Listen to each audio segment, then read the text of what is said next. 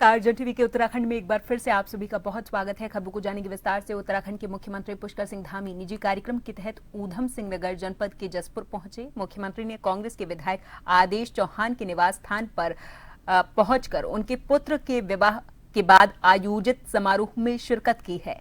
इस दौरान मुख्यमंत्री ने नव दंपत्ति को आशीर्वाद दिया और उनके सुखद वैवाहिक जीवन की कामना की है। बरसात के बावजूद मुख्यमंत्री के आगमन पर विधायक और उनके परिजनों ने गर्मजोशी से उनका स्वागत किया है। कार्यक्रम में कई जनप्रतिनिधि और गणमान्य लोग मौजूद रहे, जिन्होंने नवविवाहित जोड़े को शुभकामनाएं दी हैं।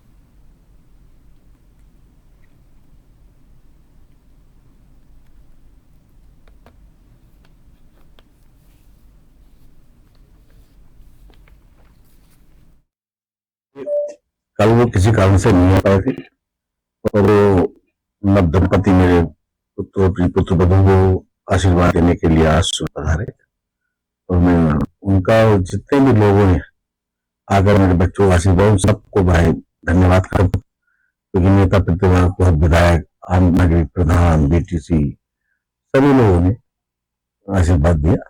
और आज तो मौसम खराब था, फिर भी सीएम साहब मेरे घर पर आए, क्योंकि व्यक्तिगत प्रोग्राम था, उन्होंने बच्चों को आशीर्वाद।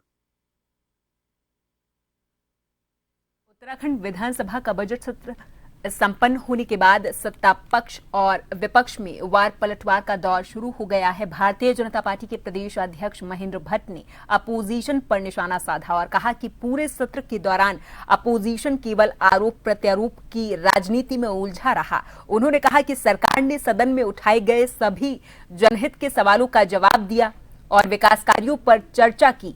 भारतीय जनता पार्टी का ये कहना है कि सत्र के दौरान गाइडलाइन का पालन करते हुए सत्ता पक्ष के विधायकों ने अपने क्षेत्रों की समस्याओं को प्रमुखता से उठाया है।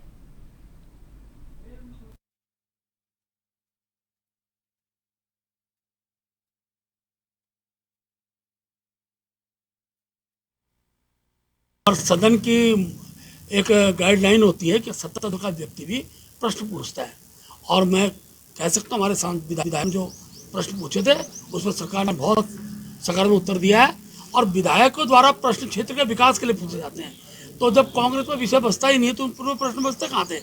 तो उनके केवल अनावश्यक आरोप प्रत्यारोप तक वो पूरे सत्र के दौरान चलते रहे, लेकिन भारतीय जनता पार्टी के विधायकों ने जो प्रश्न किया उसमें जीत का भाव था और क्षेत्र का विकास का भाव था। दिल्ली में आयोजित इंडिया एआई इम्पैक्ट समिट को लेकर अब सियासत भी गर्मा गई। समिट के दौरान इंडियन यूथ कांग्रेस के कार्यकर्ताओं ने विरोध प्रदर्शन करते हुए केंद्र सरकार पर देश के हितों से समझौता करने का आरोप लगाया है।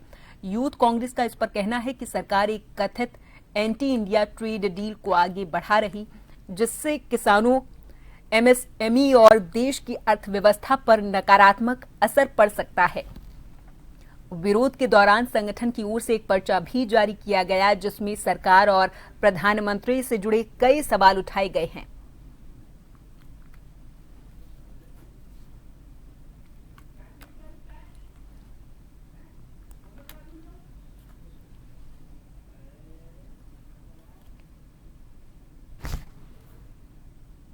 हमारे साथियों को बहुत टॉर्चर करा गया और ऐसा दिखाया गया कि वो देशद्रोही है, देश के खिलाफ कोई साजिश रच रहे हैं। एक टी शर्ट से हमारे प्रधानमंत्री इतना डरे कि उन्होंने हमारे राष्ट्रीय अध्यक्ष को गिरफ्तार कर लिया, बल्कि शांतिपूर्वक विरोध करने की हमारा पूरा अधिकार है, फ्रीडम ऑफ स्पीच। तो कहीं ना कहीं जो प्रधानमंत्री है वो हिटलरशाही रवैया अपना रहे हैं और वो फ्रीडम ऑफ स्पीच जो है उसको खत्म करना चाह रहे हैं। हम कोई विरोध नहीं कर सकते इस देश में। ये देश जो है, हमारा प्रदेश उत्तराखंड ही नहीं, पूरे देश आंदोलन व्यापी प्रदेश और देश हो चुका है। किसी भी चीज़ को मनवाने के लिए हमें आंदोलन करना पड़ रहा है, और जब कोई आंदोलन कर रहा है तो उसके साथ ऐसा व्यवहार हो रहा है जैसे वो देशद्रोही हो। तो मोदी जी जो है अपनी निंदा या अपने खिलाफ कोई भी चीज़ सुन नहीं पा रहे हैं। जो भी उनके खिलाफ बात कर रहे हैं वो कह रहे हैं कि मेरे खिलाफ बोल रहे तो देशद्रोह है। वो अपने आप को देश समझ बैठे हैं। उत्तराखंड विधानसभा के हाल ही में संपन्न हुए बजट सत्र को लेकर नेता प्रतिपक्ष ने सरकार पर सवाल उठाए। देहरादून में आयोजित प्रेस वार्ता के दौरान उन्होंने कहा कि पिछले 4 वर्षों में विधानसभा सत्र की अवधि सीमित रखी गई है, जिससे प्रदेश से जुड़े कई महत्वपूर्ण मुद्दों पर सदन में पर्याप्त चर्चा नहीं हो पाई। नेता प्रतिपक्ष यशपाल आर्य ने कहा कि कार्य मंत्रणा समिति की बैठकों में लगातार सत्र की अवधि बढ़ाने की मांग की गई थी ताकि विधायक अपने अपने क्षेत्रों से जुड़े सवालों को सदन में उठा सकें। उनका ये कहना है कि कई महत्वपूर्ण विषय पिछले सत्रों से लंबित हैं, लेकिन उन पर चर्चा नहीं हो पाई है।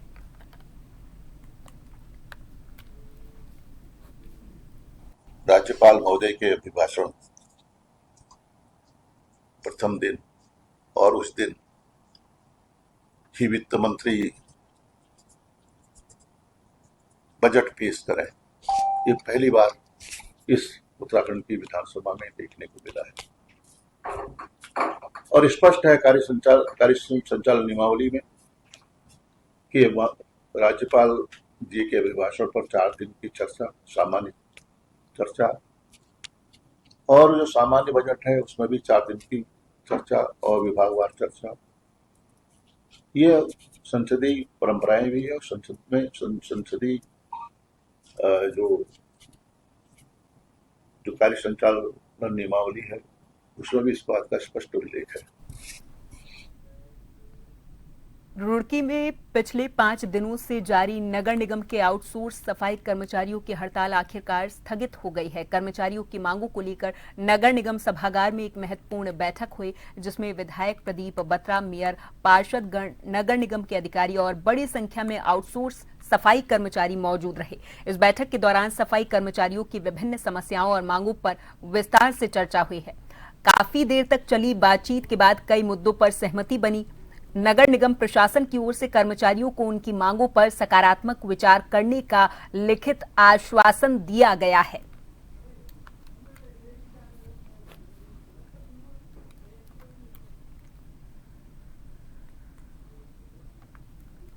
देखो, बिंदुवार सभी पॉइंट रखे गए हमारे सफाई कर्मचारी द्वारा। सभी मांगों पे विचार विमर्श किया जाएगा। बिंदुवार बात हो गई है और कुछ मांगें इनकी तुरंत मान ली गई हैं। जो शासन स्तर पर होनी है वो शासन स्तर पर तय होंगी और किसी का शोषण नहीं किया जाएगा। सफाई कर्मचारी हमारे अपने भाई हैं, हमारे रुड़की शहर के निवासी हैं और हम सब लोगों से प्यार करते हैं और किसी का भी शोषण नहीं किया जाएगा। हड़ताल स्थगित हुई है। हमारी लगातार माननीय विधायक जी से लगातार बात चली थी और हमारे मेयर साहब और हमारा नगरायुक्त महोदय का तो फ़ोन नहीं आया। मेयर साहब लगातार संपर्क में रहे कि किस तरह समस्या खत्म हो जाए। हमारे ये मानना है कि यहाँ 2021 से लेके अब तक 20-21 साल हो गए। स्वच्छता समिति, आउटसोर्सिंग कर्मचारी और कूड़ा वाहन चालक, इनको पक्का करा जाए। अच्छा, मुख्य कारण ये है कि नगर निगम रुड़की में ना तो सुविधा है और ना उपनल है। द्वाराहाट विधानसभा क्षेत्र के अंतर्गत जिला पंचायत क्षेत्र डीडा की न्याय पंचायत कुंवाली में जन जन की सरकार जन जन के द्वार कार्यक्रम के तहत जनसेवा शिविर का आयोजन किया गया। इस शिविर में मुख्य अतिथि जिला पंचायत मेंबर दीपक कन्नू शाह ने विभिन्न विभागों के द्वारा लगाए गए स्टॉलों का निरीक्षण किया है और लोगों की समस्याएं भी सुनी। इस शिविर में बिजली, पानी, सड़क, राशन कार्ड, ऑनलाइन आधार अपडेट, विधवा पेंशन, वृद्धावस्था पेंशन, विकलांग पेंशन सहित कई समस्याएं प्रमुख रूप से सामने आई। कई समस्याओं का मौके पर ही समाधान किया गया और जरूरी प्रमाण पत्र भी बनाए गए।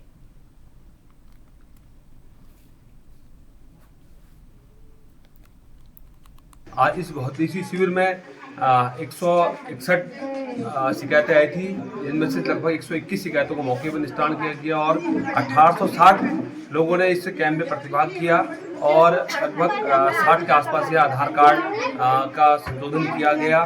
तो ऐसे जो कार्यक्रम है ये बहुत ही अच्छे कार्यक्रम हमारी उत्तराखंड सरकार के द्वारा, जो माननीय मुख्यमंत्री श्री पुष्कर सिंह धामी जी के द्वारा जो है आयोजित कार्यक्रम करवाए जा रहे हैं। मैं अपनी क्षेत्रीय जनता की तरफ से उनको बहुत बहुत धन्यवाद करूंगा कि इस कार्यक्रम के वजह से आज हमारे दूरस्थ क्षेत्र के कई ग्रामों के लोगों का मौके पर निस्तारण हुआ।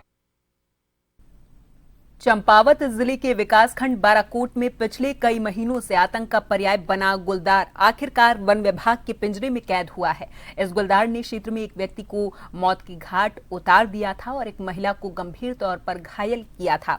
रविवार को गुलदार के पिंजरे में फंसने की सूचना पर पहुंची विभाग की टीम ने उसे रेस्क्यू कर लीसा डिपो पहुंचाया है। रेंजर राजेश जोशी ने बताया कि पकड़े गए गुलदार को रेस्क्यू सेंटर भेजा जाएगा। ग्रामीणों के द्वारा क्षेत्र में अन्य गुलदारों की मौजूदगी की सूचना पर विभाग ने पिंजरा लगाए रहने का निर्णय लिया है और लोगों से सतर्क रहने की अपील भी की है।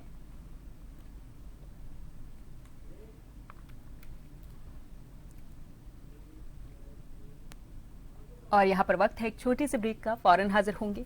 कुछ और खबरों के साथ।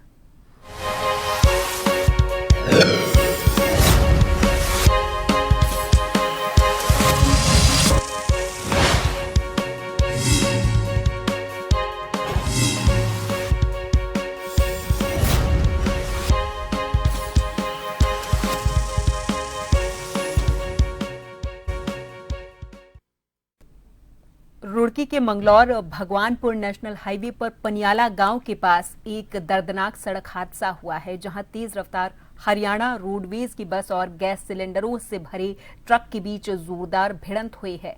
टक्कर इतनी भीषण थी कि बस में सवार यात्रियों में चीख पुकार मच गई। इस हादसे में महिलाओं समेत करीब 5 लोग गंभीर तौर पर घायल हुए, जिन्हें राहगीरों और पुलिस की मदद से तुरंत सिविल अस्पताल पहुंचाया गया है। गंगनहर कोतवाली पुलिस ने मौके पर पहुंचकर जांच शुरू कर दी है और हाईवे पर लगे लंबे जाम को खुलवाने का प्रयास किया जा रहा है।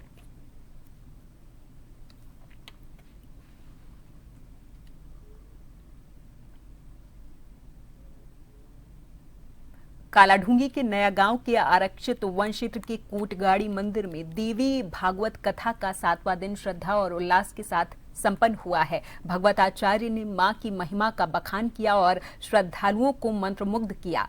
कथा में सैकड़ों महिलाओं और पुरुषों ने उत्साह के साथ हिस्सा लिया है और क्षेत्र की खुशहाली की कामना की है। न्याय की देवी के रूप में प्रसिद्ध इस मंदिर में हजारों श्रद्धालु कथा का रसपान करने पहुंच रहे हैं। वहीं रात में भजन संध्या के माध्यम से देश में अमन और शांति का आह्वान किया जा रहा है।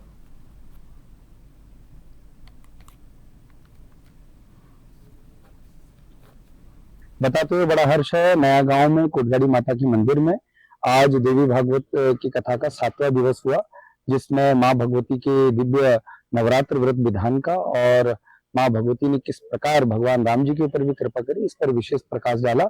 समस्त क्षेत्र और हमारे जितने भी लोग हैं वो यहाँ आ रहे हैं और मां भगवती का धाम ये न्याय का धाम है और यहाँ आकर करके सभी लोग मां भगवती के मंदिर में आकर आशीर्वाद प्राप्त कर रहे हैं।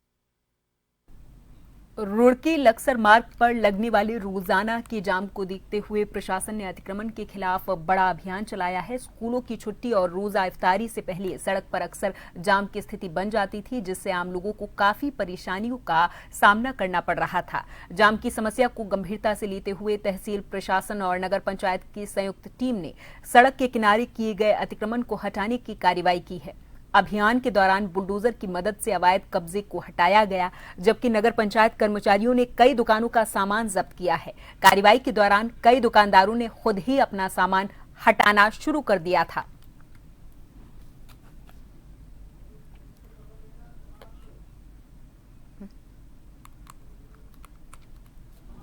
हमारे जिलाधिकारी महोदय का और हमारे जॉइंट सर का स्पष्ट निर्देश है कि जहां भी अतिक्रमण होगा उसको तुरंत हटवाया जाए। यदि अतिक्रमण नहीं हटाया जाता तो उसके खिलाफ जो वैधानिक कार्रवाई की जाए।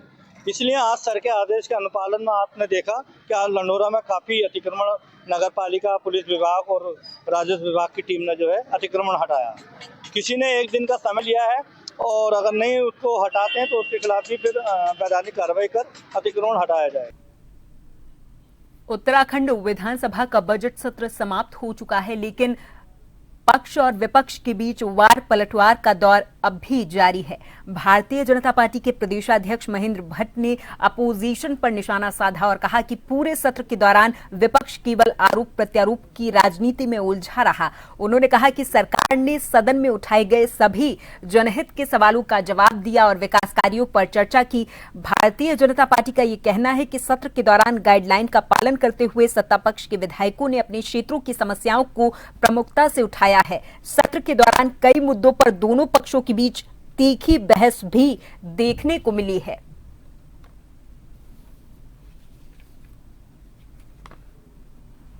और सदन की एक गाइडलाइन होती है कि सत्ता दल का व्यक्ति भी प्रश्न पूछता है, और मैं कह सकता हूँ हमारे विधायकों ने जो प्रश्न पूछे थे उस पर सरकार ने बहुत सकारात्मक उत्तर दिया है। और विधायकों द्वारा प्रश्न क्षेत्र के विकास के लिए पूछे जाते हैं, तो जब कांग्रेस में विषय बचता ही नहीं है तो उन पूरे प्रश्न बचते कहाँ थे। तो उनके केवल अनावश्यक आरोप प्रत्यारोप तक वो पूरे सत्र के दौरान चलते रहे, लेकिन भारतीय जनता पार्टी के विधायकों ने जो प्रश्न किया उसमें जीत का भाव था और क्षेत्र का विकास का भाव था। काशीपुर में उत्तराखंड की सियासत और पुलिस महकमे में चर्चा का विषय बने अनूप अग्रवाल का मामला आज एक नए मोड़ पर पहुंच चुका है। महीनों से उनके लापता होने को लेकर गदरपुर के विधायक अरविंद पांडे लगातार सवाल उठा रहे थे। वहीं अनूप शनिवार को अचानक अपने समर्थकों और वकीलों के साथ काशीपुर कोतवाली पहुंचे। हैरानी की बात यह रही कि जिनकी तलाश में पुलिस लंबे समय से जुटी हुई थी, उन्हें विधायक अरविंद पांडे के साथ ही कोतवाली परिसर में देखा गया है। बताया ये जा रहा कि अनूप कोतवाली में अपने बयान दर्ज कराने की प्रक्रिया के लिए पहुंचे हुए थे। इस दौरान कोतवाली परिसर में उनके समर्थकों और वकीलों की भीड़ भी देखने को मिली है। फिलहाल पुलिस पूरे मामले में आगे की कानूनी कार्रवाई में जुटी हुई है।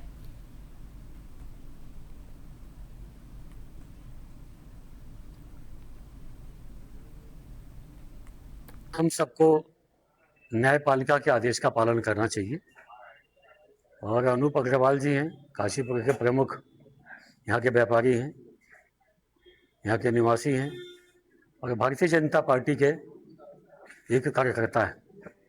उन पर मुकदमे लगे थे, लेकिन काफ़ी दिनों से ये यहाँ से गायब थे। तो हाई कोर्ट में इन्होंने अपील की थी कि साहब मुझे उत्तराखंड में दिक्कत है। तो हाई कोर्ट ने आदेश दिया कि जो भी आपके मुकदमे हैं उनमें आप सहयोग कीजिए, पुलिस आपका बयान लेगी। तो इन पर कोई मुकदमे होंगे तो उस मुकदमे के लिए बयान देने यहाँ अनूप जी आए हैं। हमारे थाना परिसर में जो हमारे अभियुक्त हैं अनूप अग्रवाल, इनके खिलाफ पहले भी 7 मुकदमे हैं, जिसमें अभी 3 मुकदमे में ये भी वांटेड चल रहे थे और लगातार फरार थे। इनके खिलाफ ये माननीय न्यायालय की शरण ली तो माननीय न्यायालय द्वारा इन्हें निर्देशित किया गया कि आप पुलिस के साथ सहयोग करो। जिस क्रम में ये आज थाना उपस्थित आए हैं, तो थाना उपस्थित होने के बाद आज सभी विवेचक यहाँ पर आए हैं और सभी विवेचक द्वारा इनके साथ गहनता से पूछताछ की जा रही है और सख्ती से पूछताछ की जा रही है और जो भी इन्वेस्टिगेशन होगी उस हिसाब से अग्रिम कार्रवाई की जाएगी। उत्तराखंड के मुख्यमंत्री पुष्कर सिंह धामी के दिशा निर्देशों पर चारधाम यात्रा मार्ग पर यातायात व्यवस्था को बेहतर बनाने के लिए राज्य सरकार ने तैयारियां तेज कर दी। इसी क्रम में आवास विभाग के सचिव डॉक्टर आर राजेश कुमार ने जनपद चमोली के गौचर, कर्ण प्रयाग और चमोली में निर्माणाधीन और प्रस्तावित पार्किंग परियोजनाओं का स्थलीय निरीक्षण किया है। निरीक्षण के दौरान सचिव डॉक्टर आर राजेश कुमार ने संबंधित विभागों के अधिकारियों के साथ निर्माण कार्यों की प्रगति की विस्तार से समीक्षा की है और सभी परियोजनाओं को तय समय सीमा के अंदर पूरा करने को कहा है।